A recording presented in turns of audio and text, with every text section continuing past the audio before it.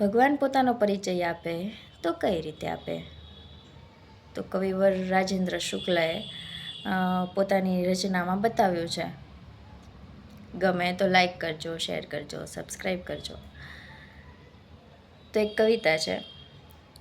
હું તો ધરાનો હર્ષ છું, હું પુષ્પનો પ્રવાસ છું, નથી તો ક્યાંય પણ નથી, જુઓ તો આસપાસ છું.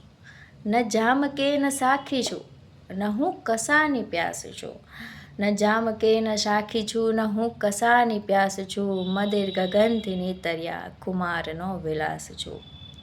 અહીં પ્રથમ પરોઢના પ્રશાંત આ સરોવરે, અહીં પ્રથમ પરોઢના પ્રશાંત આ સરોવરે, કમલ સમા ઉઘાડનું અશબ્દ હું ઉજાસ છું. હું તો ધરાનો હર્ષ છું, હું પુષ્પનો પ્રવાસ છું, નથી તો ક્યાંય પણ નથી, જુઓ તો આસપાસ છું. હું ત્યાં જ છું હતો હું જ્યાં, હું સેજ પણ ખસ્યો નથી, હું ત્યાં જ છું હતો હું જ્યાં, હું સેજ પણ ખસ્યો નથી, અને અનાદિકાળથી જ હું સતત પ્રવાસ છું.